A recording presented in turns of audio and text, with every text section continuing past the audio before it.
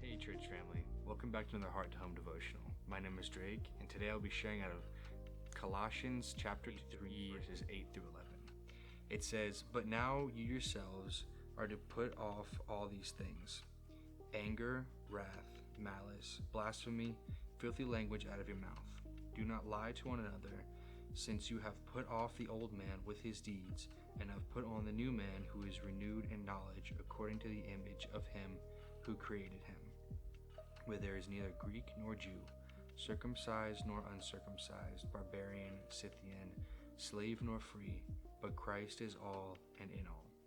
And so in verse 8, starting off, it says, "But now you yourselves are to put off all these things: anger, wrath, malice, blasphemy, filthy language out of your mouth." So this is just the first half of us being created new. As soon as we accept Christ into our lives, he makes us new. He removes those chains and that bondage that held us back when we were still in the world.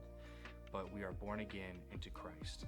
And walking in Christ, as we go into verse 9, it says, "Do not lie to one another, since you have put off the old man with his deeds." So, in walking with Christ, we have to continuously say no to the world, as the devil always tries to trip us up, always tries to find a weak area and make us fall. But we, like I said before, we are made new in Christ. We are born again, and our chains are removed from us. We are called to put off the old man with everything that he did in the past. And it can be hard. But the thing is, God keeps no records of wrong.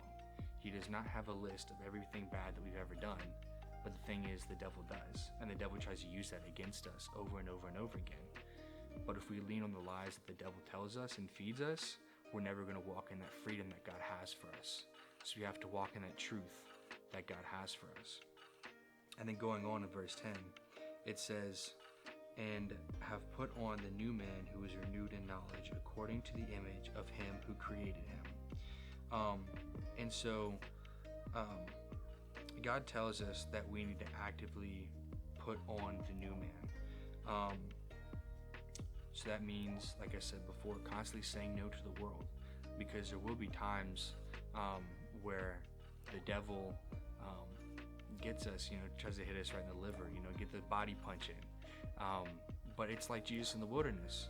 When he left all the people and went to the wilderness, he fasted 40 days and 40 nights. And then it says right after that, he was hungry. And what did the devil do? His first temptation was food. So the devil knows exactly where to get us. And if we don't constantly have that armor of God on us, protecting us, then we're going to be susceptible to an attack that the enemy hits us with. And then going on, it says, "Where there is neither Greek nor Jew, circumcised nor uncircumcised, barbarian, Scythian, slave nor free, but Christ is in all and in all." But Christ is all and in all. We are all created equal in Christ's eye. We are all created in his image. None of us are over one or the other. That level of judgment that somebody has over you, that level of looking down your nose at somebody, like that is nowhere close to what God has for us. We are all brothers and sisters in Christ. We are all sons and daughters of Christ. And so we're all to treat one another with that level of respect that God has for us and that God has given us. And all of that, like I said, judgment and ridiculing is all things of the world. We're not to slander one another. And so those are the things that we have to continuously put off.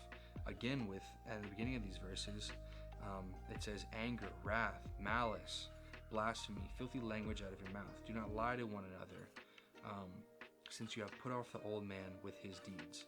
So all of these that are referenced here are actively against somebody. So you're angry at somebody. You have wrath, so it's like a physical anger towards somebody. Malice, you do something with intent to hurt somebody. Blasphemy is you slander somebody. Filthy language out of your mouth, so like crude language, a lot of it is just do not lie to one another. It's all against somebody else. And so why would we do all these things to somebody else if we are all created equal in the eyes of God, and if we are all children of God? And so that's all I have for you today. Hopefully that encouraged you at least a little bit. But that was Colossians 3 verses 8 through 11.